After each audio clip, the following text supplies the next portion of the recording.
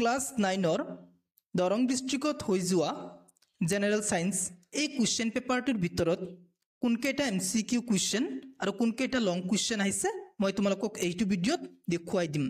দৰং ডিস্ট্ৰিক্টত হৈ যোৱা general science এই কুৱেশ্যন পেপাৰটোৰ ভিতৰত 45টা MCQ কুৱেশ্যন আহিছে আৰু বাকি লং কুৱেশ্যন আহিছে। মই তোমালোকক এইটো ভিডিঅ'ত 45টা MCQ কুৱেশ্যনৰ কোনটো অপচন শুদ্ধ উত্তৰ কৈ দিম। তোমালোকে মোক কমেন্ট কৰি কমেন্ট বক্সত জনাবা 45টা MCQ কুৱেশ্যনৰ ভিতৰত কেইটা শুদ্ধ হৈছে। এতিয়া আমি চাই লওঁ কি MCQ কুৱেশ্যন আহিছে। প্ৰথমতে তোমালোক 1 নং কুৱেশ্যনটো চাবা। বৰফৰ গলনাঙ্ক 0 ডিগ্ৰী সেলসিয়াস আৰু পানীৰ উতলাঙ্ক 100 ডিগ্ৰী সেলসিয়াস। কেলভিন স্কেলত পানীৰ উতলাঙ্ক আৰু বৰফৰ গলনাঙ্কৰ পাৰ্থক্য। চাৰিটা অপচন আছে, ইয়াৰ ভিতৰত বি নং অপচনটো শুদ্ধ উত্তৰ। নেক্সট চাবা 2 নং কুৱেশ্যনটো তলৰ কোনটো সম্পৰ্ক অশুদ্ধ। চাৰিটা অপচন আছে, ইয়াৰ ভিতৰত ডি নং অপচনটো শুদ্ধ উত্তৰ।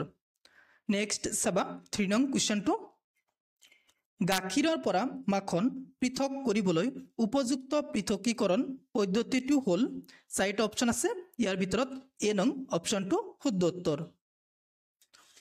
নেক্সট চাবা তোমালোক, মই তোমালোকক এতিয়া কুৱেশ্যন নং কৈ দিম আৰু কোনটো অপচন শুদ্ধ উত্তৰ কৈ দিম, তোমালোক মিলাই ল'বা।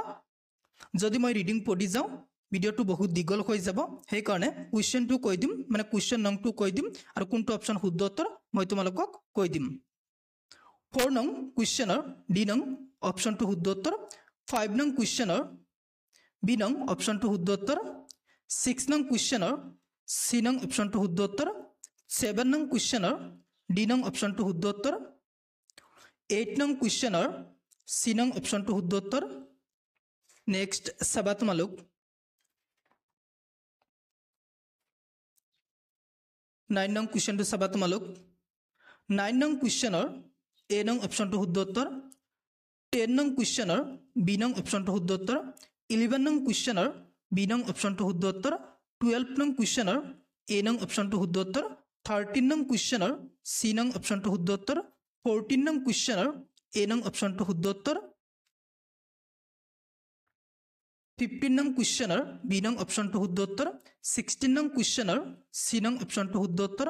17 নং কুৱেশ্যনৰ চি নং অপচনটো শুদ্ধ উত্তৰ। 18 নং কুৱেশ্যনৰ ডি নং অপচনটো শুদ্ধ উত্তৰ। 19 নং কুৱেশ্যনৰ বি নং অপচনটো শুদ্ধ উত্তৰ। নেক্সট চাবা 20 নং কুৱেশ্যনৰ চি নং অপচনটো শুদ্ধ উত্তৰ। 21 নং কুৱেশ্যনৰ বি নং অপচনটো শুদ্ধ উত্তৰ। 22 নং কুৱেশ্যনৰ চি নং অপচনটো শুদ্ধ উত্তৰ। 23 নং কুৱেশ্যনৰ চি নং অপচনটো শুদ্ধ উত্তৰ। 24 নং কুৱেশ্যনৰ এ নং অপচনটো শুদ্ধ উত্তৰ।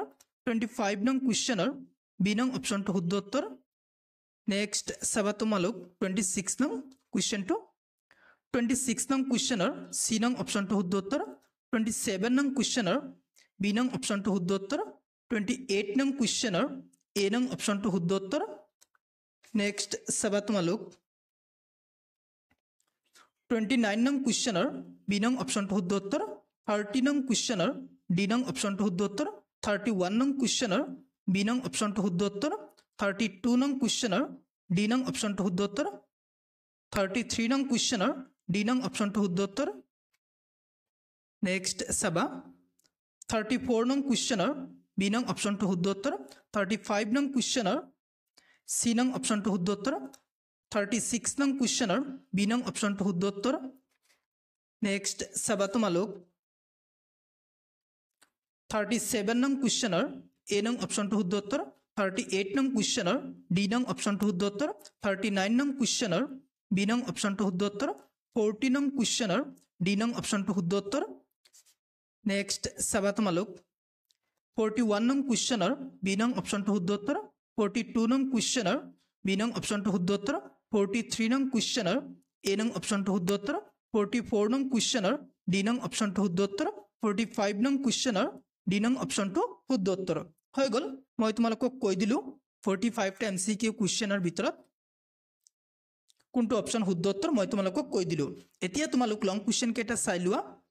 যিবিলাক ষ্টুডেণ্টৰ এতিয়ালৈকে এনুৱেল এক্সাম হোৱা নাই সেইবিলাক ষ্টুডেণ্টে এইটো কুৱেশ্যন পেপাৰ চাই যাবা ইয়াৰ পৰা বহুত কুৱেশ্যন কমন পৰিব আৰু দৰং ডিষ্ট্ৰিক্টৰ ষ্টুডেণ্ট কেইটা মোক কমেণ্ট কৰি কমেণ্ট বক্সত জনাবা 45টা MCQ কুৱেশ্যনৰ ভিতৰত কেইটা শুদ্ধ হৈছে আৰু যদি তোমালোকৰ এইটো কুৱেশ্যন পেপাৰৰ PDF লাগে মোক কমেণ্ট কৰি কমেণ্ট বক্সত জনাবা মই হোৱাটছআপ গ্ৰুপত এই কুৱেশ্যন পেপাৰটো PDF দি দিম